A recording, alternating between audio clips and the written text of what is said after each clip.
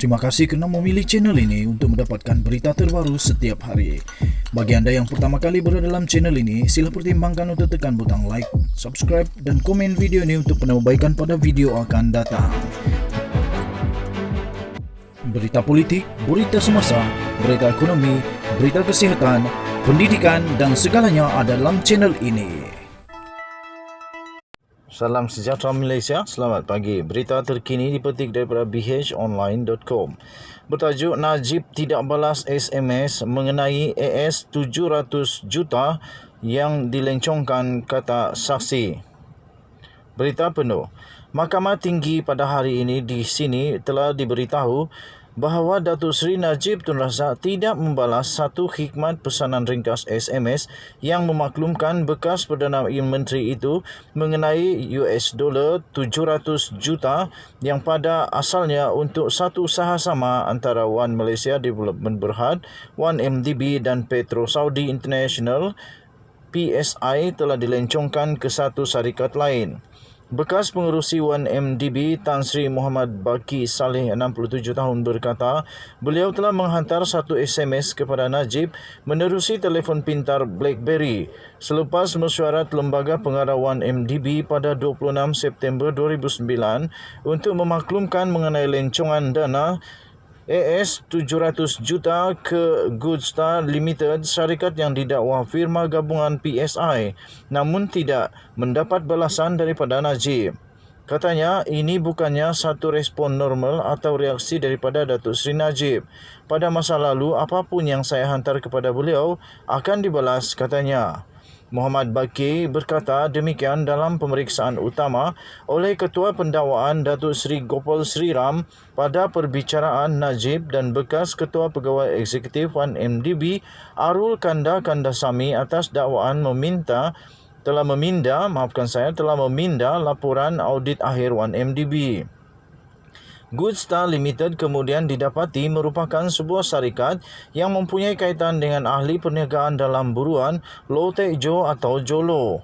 Muhammad Baki berkata lembaga pengarah naik berang apabila isu lencongan dana itu dibangkitkan ketika mesyuarat Lembaga Pengarah One MDB pada 26 September 2009 kerana ia tidak mengikut arahan diberikan oleh lembaga pengarah. Katanya, ketika itu kami tidak tahu ia adalah Goodstar. Ini bukan arahan diberikan kepada pengurusan One MDB. Dan kami, lembaga pengarah, telah mempertikaikan bagaimana lencongan itu berlaku. Tambahnya lagi, Sarul iaitu bekas Ketua Pegawai Eksekutif One MDB, Datuk Sarul Azral Ibrahim Halmi berkata pengurusan telah dinasihatkan oleh peguam luar untuk melakukan ini lencongan bagi tujuan komersial, katanya.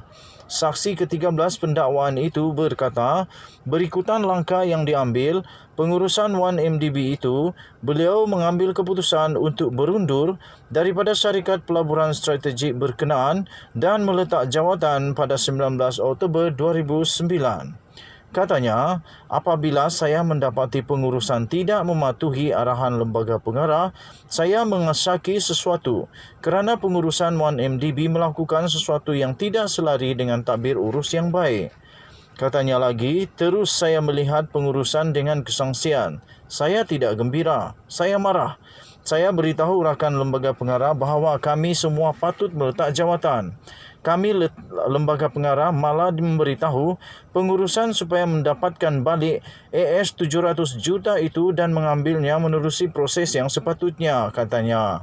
Ketika ditanya Sri Ram, Muhammad Baki mengesahkan beliau ditemu bual oleh Ketua Audit Negara pada Jun 2015 dan beliau menjelaskan kronologi sejak beliau dilantik sebagai seorang pengarah dalam Terengganu Investment Authority TIA yang kemudian menjadi One MDB dan pelantikan semula beliau sebagai ahli lembaga pengarah One MDB. Katanya, saya juga memberikan Jabatan Audit Negara salinan set minit mesyuarat saya untuk 2 mesyuarat One MDB yang saya hadir pada 26 September dan 3 Oktober 2009, katanya. Muhammad Baki juga mengesahkan minit mesyuarat yang diserahkan kepada Jabatan Audit menunjukkan Jolo hadir ketika mesyuarat Lembaga Pengarah One MDB pada 26 September 2009. Perbicaraan bersambung di hadapan Hakim Muhammad Zaini pada 7 Mac tahun depan.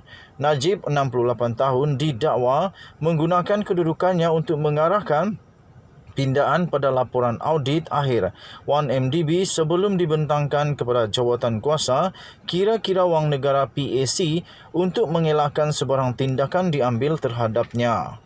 Arul Kanda dituduh telah bersubhat dengan Najib Razak dalam membuat pindaan bagi mengelakkan ahli parlimen pekan itu dikenakan tindakan.